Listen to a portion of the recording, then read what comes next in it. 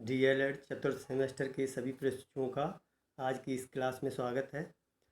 बच्चों, हम लोग सामाजिक अध्ययन जो पंचम प्रश्न पत्र है उस पर अभी चर्चा कर रहे हैं। पिछले वीडियो में हम लोगों ने जो भारत के प्राकृतिक प्रदेश उन पर चर्चा की थी, उनकी बनावट, वहाँ के लोगों का जनजीवन और उद्योग धंधे, प्रमुख नगरों की बातचीत की थी। आज हम लोग अगला चैप्टर जो आपका है उत्तर प्रदेश के प्राकृतिक प्रदेश या प्राकृतिक भाग और वहाँ पर जनजीवन, वहाँ के लोगों का वहाँ के लोगों के उद्योग धंधे क्या हैं तथा वहाँ के प्रमुख नगर, इन पर हम लोग चर्चा करेंगे। तो सबसे पहले हम उत्तर प्रदेश के बारे में थोड़ा जानने का प्रयास कर रहे हैं।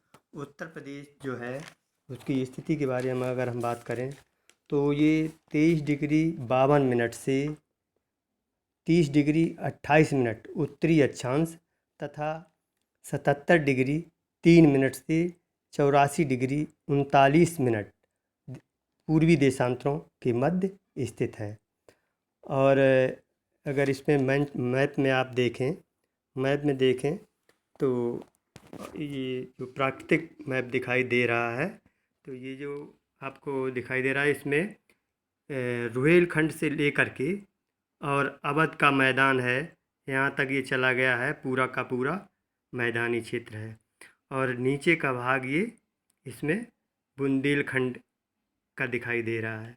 अगर आगे थोड़ा इससे हम अगर देखें तो किसी भी प्रदेश अथवा क्षेत्र विशेष में पाई जाने वाली मिट्टी है, जलवायु है, प्राकृतिक वनस्पति एवं भू संरचना आदि के आधार पर प्रदेश को विभिन्न प्राकृतिक विभागों अथवा प्रदेशों में बांटा जाता है। भारत जो है वो उत्तर प्रदेश जो है 2,40,928 वर्ग किलोमीटर के साथ ये जो भूभाग है, भूभाग की दृष्टि से अगर देखें तो देश का 5वां राज्य है, जो देश के कुल क्षेत्रफल का 2.33% है। और अगर दुनिया के अन्य देशों से अगर इसकी तुलना करें, जो यूरोपीय देश हैं, तो फ्रांस का आधा, पुर्तगाल से 3 गुना और आयरलैंड से 4 गुना, स्विट्ज़रलैंड से 7 गुना और बेल्जियम से 10 गुना है ये। उत्तर प्रदेश की धरातली संरचना, जलवायु एवं प्रचुर मात्रा में पाए जाने वाले प्राकृतिक संसाधनों के कारण यहाँ देश की सर्वाधिक जनसंख्या निवास करती है।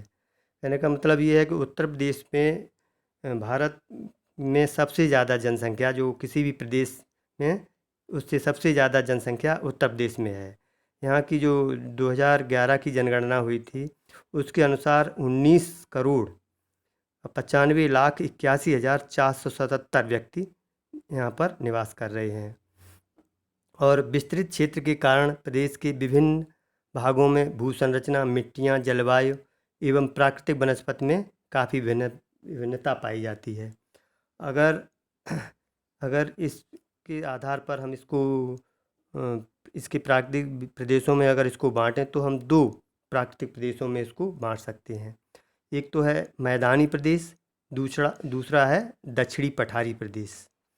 अगर हम यहाँ पर इसके विस्तार की बात करें तो ये जो आपका अन्य देशों की सीमाओं से अगर इसकी दिखाएं तो आप ये देख रहे होंगे, इसके उत्तर में नेपाल और उत्तराखंड, इसके पश्चिम में आपको हरियाणा है, दिल्ली है और राजस्थान की सीमाएं इससे मिलती हैं। दक्षिण में अगर हम देखें तो इसके दक्षिण में मध्य प्रदेश की सीमा और पूर्व में ये बिहार है, दक्षिण पूर्व में झारखंड और छत्तीसगढ़ इसकी सीमाएं निर्धारित होती हैं उत्तर प्रदेश की। अब ये इसमें अगर हम मैदानी प्रदेश की अगर बात करें तो उत्तर प्रदेश के मैदानी प्रदेश का निर्माण मुख्यतः गंगा एवं उसकी सहायक नदियों जैसे यमुना है, गंडक है, रामगंगा आदि नदियों द्वारा पर्वतीय क्षेत्रों से लाए गए अवसादी जमावों से हुआ है। यमुना एवं गंडक नदियाँ इस विशाल मैदानी प्रदेश की क्रमशः पश्चिमी एवं पूर्वी सीमाएं निर्धारित करती हैं। यह मैदान उत्तर में शिवालिक की पहाड़ियों एवं दक्षिण में पठारी भाग के मध्य स्थित है।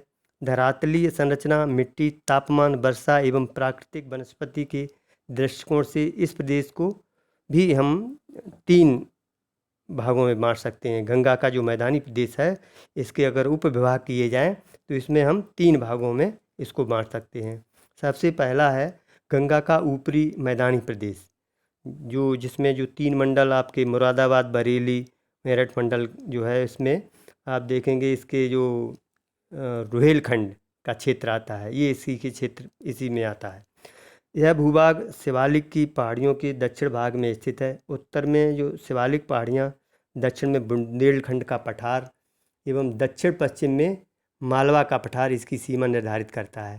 गंगा का ऊपरी मैदानी प्रदेश लगभग 500 किलोमीटर लंबी एवं 80 किलोमीटर चौड़ी पट्टी के रूप में विस्तृत है।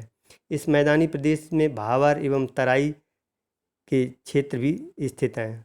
धरातली दृष्टि से भावर क्षेत्र पर्वतीय भूभाग है, जो कि उत्तरी बिजनौर, पीलीभीत, शाहजहाँपुर तथा खीरी आदि जिलों में विस्तृत है। जबकि तराई क्षेत्र में ये बहराइच है, गोंडा है, बस्ती है, गोरखपुर आदि जिले इसमें विस्तृत हैं। भावर एवं तराई के इस क्षेत्र में सुखाता है, देवहा है एवं गोमती आदि नदियाँ निकलती हैं। रामगंगा एवं घाघरा नदियों ने इस क्षेत्र में गर्तों का निर्माण में मुख्य भूमिका निभाई है। गंगा के ऊपरी मैदानी प्रदेश को भूसंरचना की दृष्टि से गंगा घाघरा दोआब, गंगा यमुना दोआब, पर्वतों की तलहटी वाला प्रदेश एवं यमुना के बीहड़ों वाले प्रदेशों में बांटा जाता है। इस प्रदेश की जो जलवायु है गर्म एवं आर्द्र है। ग्रीष्म ऋतु में औसत तापमान 30 डिग्री से 34 डिग्री सेंटीग्रेड एवं शीत ऋतु में 14 डिग्री सेंटीग्रेड से 18 डिग्री सेंटीग्रेड तक रहता है। यह औसत तापमान है। वैसे तो तापमान बहुत ज़्यादा बढ़ जाता है, लगभग 40 से भी ज़्यादा चला जाता है। वर्षा ऋतु में मानसूनी हवाओं से वर्षा होती है, जो कि जून से अक्टूबर तक होती है। वर्षा की मात्रा 100 सेंटीमीटर से 150 सेंटीमीटर तक रहती है। तीव्र ग्रीष्म ऋतु एवं पर्याप्त वर्षा के कारण यहाँ प्राकृतिक वनस्पति बहुत तादाद में पाई जाती है, जहाँ मुख्य वृक्षों में साल है, सेमल है, ढाक है, तेंदू है आदि वृक्ष उगते हैं। सघन वनों के मध्य जो है वो समसई जैसी लंबी किस्म की घासें भी यहाँ पाई जाती हैं। इनका उपयोग कागज़ बनाने में किया जाता है। दूसरा इसमें जो मैदानी प्रदेश में दूसरा भाग इसका है गंगा का मध्य मैदानी प्रदेश। इसके अंतर्गत विशाल समतल मैदानी प्रदेश स्थित है। इसकी सामान्यतः जो ऊंचाई है वो 145 से 125 मीटर तक है। इस मैदानी प्रदेश में बहने वाली नदियों द्वारा यहाँ भारी मात्रा में कांप मिट्टी लाकर बिछाई गई है, जो कि कृषि के लिए उपयुक्त है। इस मध्य मैदानी प्रदेश का ढाल उत्तर पश्चिम से दक्षिण पूर्व की ओर है। यहाँ स्थित प्राचीन कांप मिट्टी वाले क्षेत्रों का निर्माण हुआ है, जबकि बाढ़ के समय जलमग्न होने वाले प्रदेशों में खादर क्षेत्रों का निर्माण हुआ है। ये जो क्षेत्र हैं वो मुख्य रूप से गंगा यमुना दोआब एवं रामगंगा दोआब में पाए जाते हैं। इस प्रदेश में प्राकृतिक वनस्पति का अभाव पाया जाता है तथा अधिकांश क्षेत्र पर कृषि ही की जाती है। फिर भी विभिन्न स्थानों पर वन पाए जाते हैं। इनमें मुख्य रूप से आम है, जामुन है, महुआ है, नीम, बबूल, शीशम, पीपल आदि के वृक्ष मुख्यतः पाए जाते हैं। गंगा के इस मैदानी प्रदेश में सहारनपुर, बिजनौर, मेरठ, मुजफ्फरनगर, बुलंदशहर, अलीगढ़, मथुरा, आगरा, मैनपुरी, एटा, बदायूं, मुरादाबाद, बरेली आदि जिलों के क्षेत्र आते हैं। उत्तर प्रदेश की मिट्टियाँ उपजाऊ किस्म की हैं। उत्तर प्रदेश में पाई जाने वाली प्रमुख मिट्टियों में बलुई, दोमट, मटियार दोमट आदि हैं। यमुना नदी के पार्श्ववर्ती भागों में काली मिट्टी भी पाई जाती है। जिन क्षेत्रों में जलभराव की समस्या है वहाँ पर रेत युक्त ऊसर का विस्तार हो गया है। तीसरा इसका जो प्रदेश है, मैदानी प्रदेश का तीसरा भाग जो है वो है गंगा का पूर्वी मैदानी प्रदेश। इस मैदान के उत्तर में तराई की मिट्टी एवं दक्षिण में पूर्व विंध्य प्रदेश स्थित है। इस प्रदेश में बनारस, गाजीपुर, जौनपुर, आजमगढ़, बलिया, मिर्ज़ापुर आदि जिले आते हैं। भूसंरचना की दृष्टि से इस भाग में खादर क्षेत्रों का अधिक विस्तार हुआ है। इस मैदानी भाग की समुद्र तल से जो ऊंचाई की बात करें जो लगभग 80 से 100 मीटर तक है, जहां पर गंगा एवं उसकी सहायक नदियों द्वारा बहकर लाई गई कांप मिट्टी पाई जाती है। और यहाँ पर विभिन्न स्थानों पर झीलें भी पाई जाती हैं। ये झीलें वर्षा ऋतु की समाप्ति के पश्चात सूख जाती हैं। इस प्रकार की झीलों को इस प्रदेश में चौर तथा सावर के नाम से जाना जाता है। इन जल प्लावित झीलों के पार्श्ववर्ती प्रदेशों में चावल की कृषि काफ़ी विकसित हुई है। शीतकाल में सर्दी का मौसम रहता है, लेकिन विस्तृत मैदान के ऊपरी मध्य एवं मध्य क्षेत्रों की अपेक्षा यहाँ पर अधिक तीव्रता कम होती है।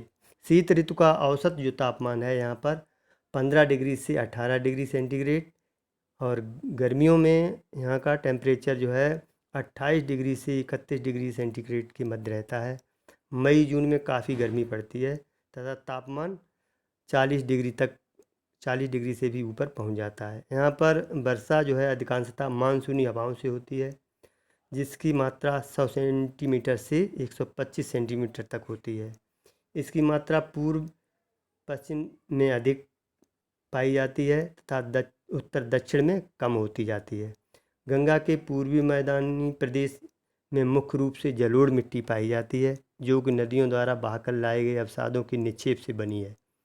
यह मिट्टी काफ़ी उपजाऊ है, लेकिन उसकी परत कम गहरी होने के कारण उर्वरता शीघ्र समाप्त हो जाती है। बलुई दोमट प्रकार की मिट्टियाँ बांगर मिट्टी वाले जिलों में पाई जाती हैं। इन मिट्टियों को क्षेत्रीय भाषा में सिकता, करियल एवं धनकर के नाम से भी जाना जाता है। और अगर इस मैदानी प्रदेश में हम कृषि की बात करें तो इस भावर क्षेत्र जो है, भावर क्षेत्र में अधिकतर गन्ना, धान और गेहूँ तथा तराई के क्षेत्र में धान की फसलें प्रमुख हैं। गंगा यमुना का मैदानी प्रदेश नदियों की लाई मिट्टी के कारण बहुत उपजाऊ क्षेत्र है। यहाँ की मुख्य फसलें गन्ना है, धान, गेहूँ तथा खरीफ में जो है वो बाजरा, ज्वार, मक्का तथा तिलहन है। बलुई मिट्टी में जायद की फसलें बहुत तादाद से होती हैं, जिनमें मुख्य रूप से तरबूज, खरबूजा, ककड़ी, खीरा की उपजें हैं। और अगर यहाँ पर हम मैदानी प्रदेशों में उद्योग धंधों की बात करें तो कागज़ उद्योग, चीनी उद्योग, दस्तकारी तथा विभिन्न कृषि उपज आधारित उद्योग स्थापित हैं, जैसे जड़ाऊ जेवर, चीनी उद्योग, तराई तथा भावर क्षेत्र के प्रमुख उद्योग हैं ये। और चमड़ा, टेलीफोन, डीजल इंजन, रेशमी कपड़े, चाकू है, छुरी है तथा ताले, कांच की चूड़ियाँ, टायर, पैंट, लालटेन, कपड़े के जूते, अटैची, ऊनी कपड़े, कीटनाशक दवाएं, ट्रैक्टर, वनस्पति, घी, बल्ब, तेल शोधक कारखाना, हाथ के कपड़े, रसायन, खाद, दिया सलाई, कैंची, खादी के कपड़े, खेल का सामान, जूते, उपरोक्त सभी उद्योग धंधे गंगा यमुना के इस मैदानी भाग में विकसित हैं। और यहाँ पर जनजीवन की अगर बात करें मैदानी प्रदेश में तो भावर क्षेत्र तथा तराई क्षेत्र में थारू और बोक्सन जाति के लोग निवास करते हैं। इसके अतिरिक्त पंजाब तथा पूर्वी बंगाल से आए लोग भी यहाँ पर निवास कर रहे हैं।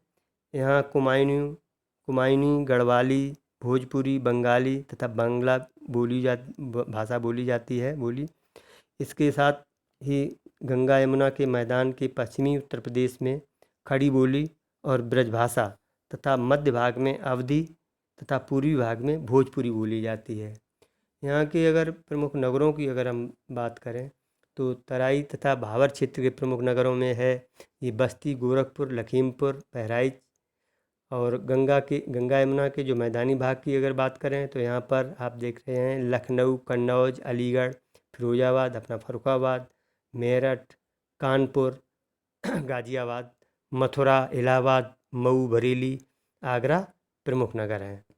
तो ये जो आपका जो उत्तर प्रदेश में कि जो 2 भाग हैं उनमें पहला मैदानी प्रदेश हो गया, दूसरा जो पठारी प्रदेश है इसका, तो उसके बारे में हम लोग अगले जो वीडियो में चर्चा करेंगे। आज यहीं तक, धन्यवाद।